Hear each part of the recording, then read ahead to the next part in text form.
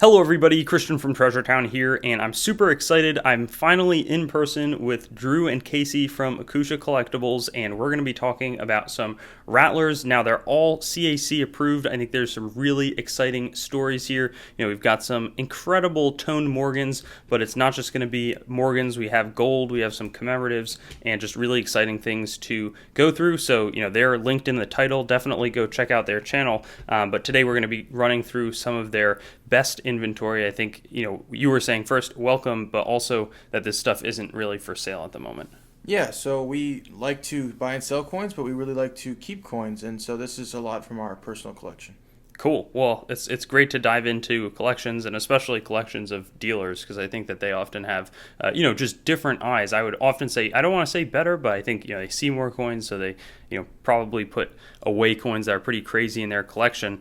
And maybe we'll start with this one. This one jumped out a ton at me. Can you sort of run me through the story with this one? So this is a 1888 Morgan dollar. It's toned on both sides, and the real value that comes to mind when you see this coin is that it's not only toned, but it's also housed in a PCGS Rattler. And the cool thing about this coin is that it was massively undergraded in our opinion, and also what CAC said. They basically said this one was undergraded as well. The story behind this coin is we saw some really bad photos of this coin on eBay, and something that you guys should take up and understand is that you really should buy coins on eBay, even if you feel like they may not be the ones that you see in hand. You can always return them. And so we bought this for 130, and when we got it in hand, we were blown away, and we were offered many multitudes of that, but really liked the coin and wanted to keep it. Cool. And, it sounds like when you're buying off of eBay, a lot of these probably are not CAC approved. Is that something that you're doing, on all of these, or did you buy any with the approval, or how did that work?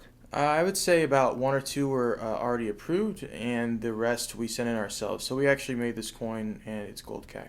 Nice. Awesome. Well, where would you estimate the value on something like this? I would say this one is anywhere between probably 12 and 1500 to the right buyer. It's a phenomenal return, and I think we'll be able to find some more, neat stories as we go along. I wanted to sort of shift focus, like I mentioned in the intro. This one is obviously a Barber quarter, 1905, pleasing mint state 64. But what's going on here? Why is this in your personal collection and not something you're just sort of trading? So the main attachment to this coin really is that it is CAC approved, and the toning on the obverse, it's not something that you would see on a Morgan or you would see on a Mercury dime, but you do see some kind of pleasant greens and oranges. And so when we saw this one being offered by David Lawrence on eBay, we thought it was good. I mean, it's a coin that's toned on both sides. It's a Barber. It's in a Rattler and CAC approved. Most of the time, you're not going to have all those together. And so when we shared this on social media, people really did love it, and that's what made us keep it. Sure. And what were you into this coin for?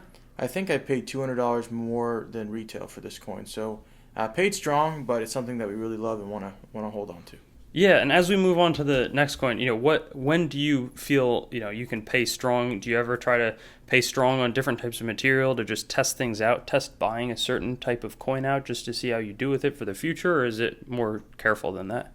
Yeah, so the biggest way dealers can grow and expand is that taking new risks on different coins. And just seeing how the market with Rattlers kind of increased over these past few months, it really got us excited to jump into the market and spend a little bit more and test it out. And so that one definitely is a test, but it's just something, like I said, if you know the market and are close to it and you're a dealer, you just don't see stuff like that every day. And so it's worth jumping on. It's worth paying a little bit extra for. Great. No, thanks for the perspective. A little coincidence here. This is 10 times the face value in the year 1905. But, this one also AU55, super gorgeous looking gold CAC sticker on a Rattler. I just think it's a really nice eye appeal. Forget about the coin. But now if we move on to the coin, what was your perspective here? So the main reason why I like this coin to begin with is because I was trying to develop a 2.5 gold lib set basically, and I wanted to move it, every single date that I could. And so when I bought this coin, I bought it because of the rich color that it had. And a lot of gold has been dipped out, or it's just over the years have been faded in terms of its yellow or goldish look. This one's really strong in its eye appeal, and I bought this one for I think about retail on Instagram. And I thought it was nice. I thought it would green sticker and then just fit right in the collection with the others. But it ended up getting a gold sticker. So I would say this coin is probably an AU58 to even maybe a mint state coin nowadays. That's what I was going to say. There's market acceptability, a little bit of wear. Sometimes, gets a low mint state grade. So I was going to ask where you thought, but yeah, that's sort of the 58 to maybe 62 range was my guess. And then we're going to go to maybe one of our more modern coins. I think there's two Ike dollars. 1971D, mint state 65. Why is this next to a bunch of coins that are hundreds or 100 years old? So the thing that really drew me to the Ikes is that a lot of these were just housed in terrible places. With them coming out in the 70s, people were putting these flips in PVC flips, which basically means that PVC was used to make these certain plastic flips that these coins were housed in. And a lot of the coins either had that PVC residue or they had a lot of milk spot or kind of spotting to them. And so the reason why this coin is so special is not only that it's in a Rattler, when Ikes weren't that popular during the Rattler series, but also the coin received a CAC sticker because of it being almost a really nice coin for the grade and didn't have those issues that most Ikes do. Okay, no, that's fascinating to think about. I think there's all this analysis into mintages and but even just there are a lot of PVC flips going on. I think that could have a huge impact, and that's not reflected really in anything that's observable for somebody who hasn't thought a lot about it. Exactly. I think our next coin, also jumps out at me. I think there's a little comment, having to do with the serial number, but also it's just a mint state 60 coin, and I think looks pretty nice. And there's obviously different ways to grade gold, but I've heard that things were way tighter. These are the first types of holders for anybody watching. I'm pretty sure that that's correct. Or some of the first at PCGS. Just in general. So obviously, maybe things loosen up at the grading services, but very nice eye appeal, I would say, for anything mint state 60. Yeah, this coin really doesn't have that gold look to it as the previous one did. I don't know if Christian can reach that one and kind of compare the two, but you can see that really rich gold on the left, and this one's not as nice on the right. So the thing that you should understand about mint state that are lower and AU that are higher is that basically the AU coins sometimes just have a really nice circulated look and they were treated with care. Sometimes the MS60, MS61 or 2s were messed with. Sometimes they were wiped or dipped in something. And so the cool thing about these is that we can start to get them maybe in a grading set. You got an AU55 there, as you can see, an MS60. But also I bought that MS60 because of the serial number. This one's the 3586th coin graded by PCGS. And so those have actually been going up in price over these past 6 months. And I think I bought this one, which Christian's about to ask. I bought it for like $750, which was a lot of money because a lot of these were selling around $600. And with that serial number, I think that this one demands a little bit more of a value, probably around $1,000. Wow. At what point would you stop buying purely for a neat serial number? Is it when that turns into a 109, or is it before then, or maybe after? It's 109 is mainly the stopping point. Okay. Well, we still got some awesome coins left. I think we haven't done too much with some of the toned Morgan dollars, but man, I mean, this one, just a gorgeous rainbow, super strong rainbow over there, and then still color throughout the rest of it. Check out the back. Oh wow, also neat pattern there. But can you give a little more insight? Is this another great eBay snipe, or how did you come into this one? So I came into this one because of just how beautiful the coin is, and a lot of the ways that me and Casey pay ourselves is keeping nice coins. We don't go and buy things that are outside of the business, and so we kind of keep coins that are nice like this. We paid a lot of money for this coin, but the way that we ran into it was Shane at Reliable Coins. He ended up paying $900 for the coin, and I think I ended up paying $1250 for it.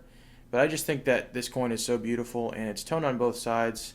I just don't see this color every day on 79S's, and so it's something that is Casey's holding on to as his personal coin, and I think it's just a really nice one. No crazy return, but a really beautiful coin.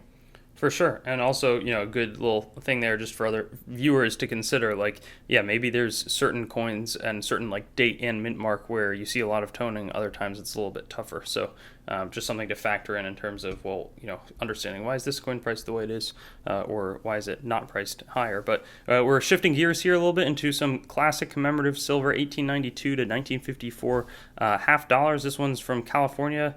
Is it 1925? I forget. Yeah, it's a 25S, yeah. Yeah, 25 Jubilee. So, super cool piece of American history. I always think like what's being depicted there is, I assume, a gold rush or they're saying diamond, but yeah, I think he's prospecting there for gold.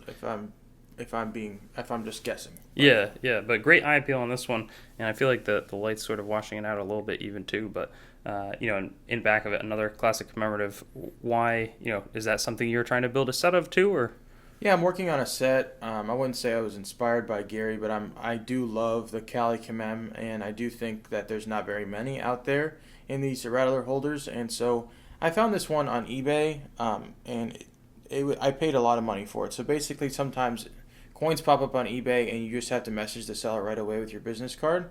I ended up talking with a dealer and buying it for, I thought was a fair price. The reason why I like it so much, like I said, it's in that Rattler holder, is CAC approved, but also it's really in its truest form. It's an original coin, has some kind of toning on it, and it hasn't been dipped or anything really has been messed with it. And I think that really encapsulates the coin and makes it really nice. Yeah, just understanding from a viewer's perspective, what does paying strong for it mean in this case?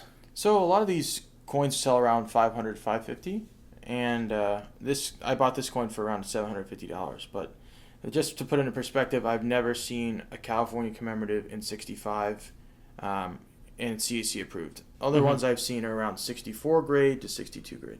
Yeah, and that probably speaks to also really nice premium PQ coins. They can. It's not about the holder. Well, might be a little bit in this case, but also just about the coin speaking for itself. Pilgrim, I think it's a Tersan Tenery. 1620. That would make sense.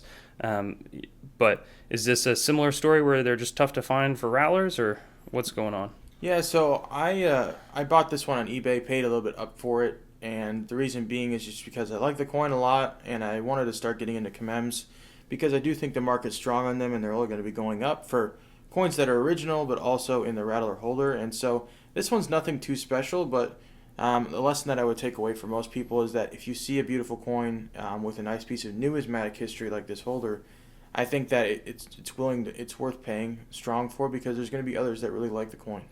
Definitely.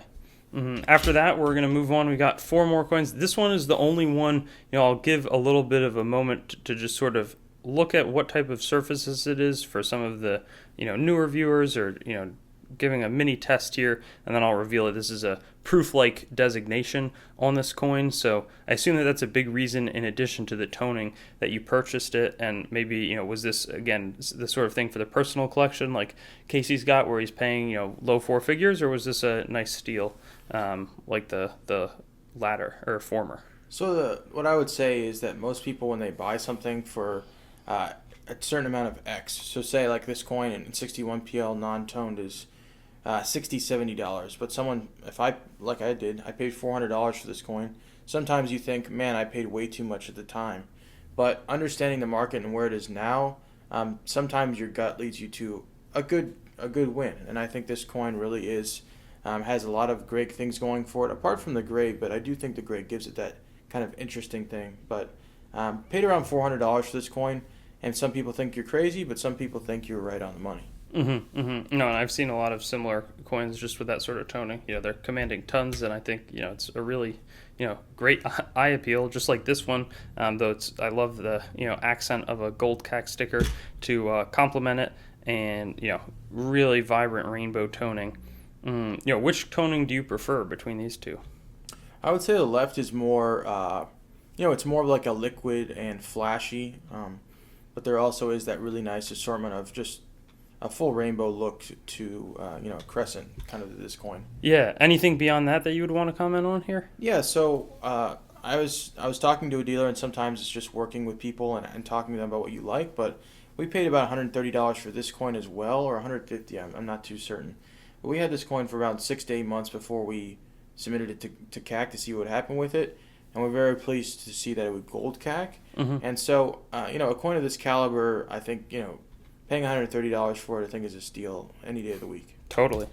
No, that's fun. We've got 2 more here. Again, about 90 or 87 years later, we got a 1972 S, silver Ike dollar, mint state 67, really high grade for these. It's CAC approved. Is there any difference between this and outside of the grade in terms of why you bought them? Do you buy them together? Like, what's going on here? So I bought the 71D pretty cheap at a show for like $40. The 72S, I've just seen that there's, like I said, there's very few that are CAC approved in Rattlers, and this one I wanted to get a part of a set. So the main goal for me would be to have a full Ike set that is CAC approved in Rattlers, and so this one was a great addition. Paid, I think this coin, full retail I think is around $30-$40, and so we paid around I think $250 for this coin. Whoa. Okay. Well, yeah, huge premium, but again, it's a very specific. There's probably you're not gonna see too many of them, and there's an undeniable appeal to seeing coins in the Rattler holder. And our last one here is going to be also some really cool toning, a little bit, maybe less of a rainbow look, more that fuchsia orange and purple blue, but still super super nifty is probably the word that comes to mind. And is there anything else that I'm missing on it, or a story behind it? We bought this one from a dealer that doesn't really he sell out of the personal collection too often, and so when he offered this one on Instagram, we had to jump on it. The reason why we bought this one is because we don't really see this color too often on many coins in Rattlers. You see those rainbows that we've shown off before, seen some sunset kind of colors, but nothing with that purple and orange like this one has.